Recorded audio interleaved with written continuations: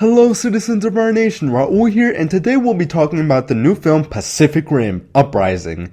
Pacific Rim: Uprising is a sequel to the original 2013 film, which was directed by Academy Award-winning director Guillermo del Toro. This time around, Stephen S. DeKnight, known for his work on the Marvel Netflix series Daredevil, takes on the directorial duties, and the result is a mixed bag. This film has just a few highs and a disappointing amount of lows.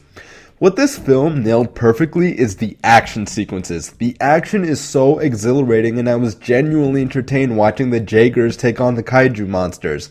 John Boyega, who is known for his role as Finn in the new Star Wars films, plays our protagonist, Jake Pentecost. John Boyega is a great actor. I loved him in Star Wars, I loved him in Detroit, and he was the perfect man to lead this film. He brings so much charisma and charm to the role. He makes the character so likable and fun. Unfortunately, that's where the positives come to an end. I saw this film, and when it was over, I thought to myself, that was pretty fun. But the more and more I thought about it overnight and the following day, I'm not really sure if I like this film. There were some pretty big issues with it, and it's disappointing because I just rewatched the original about a week ago and I enjoyed the hell out of it. I think the first film is really great. This one, not so much. To start off, the film's storyline is very generic and by the numbers. Now, I know what some of you guys are thinking. What do you expect from a film about giant monsters fighting giant robots? I know, but the first Pacific Rim felt like a breath of fresh air. The whole concept of these robots being controlled by two pilots connecting their minds and subconscious to do so was interesting and very original. Pacific Rim: Uprising does nothing to further the lore or explore the world. It brings nothing new to the table. If you've seen any other generic big-budget action film, you've seen Pacific Rim: Uprising. It was just a copy and paste job. To add to that, the characters, their motivations, and how they were developed is very odd.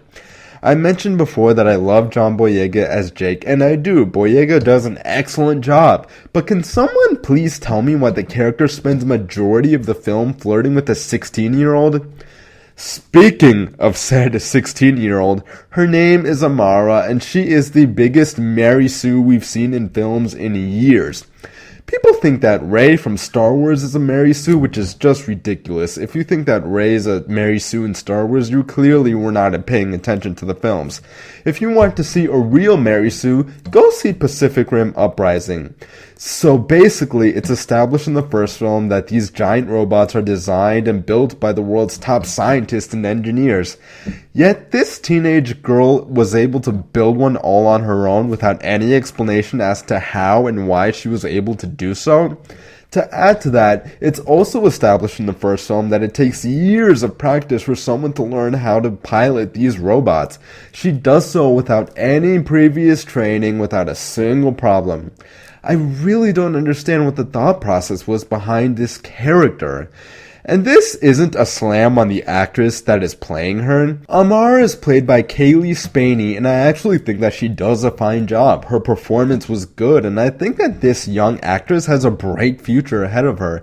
It's the character that was done poorly.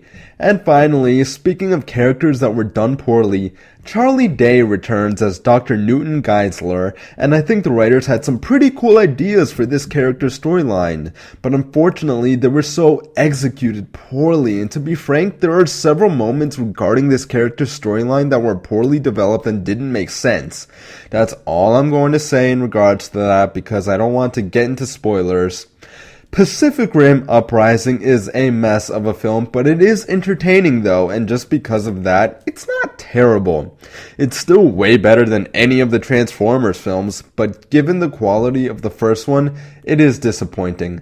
On my rating scale, Pacific Rim: Uprising gets a 6 out of 10.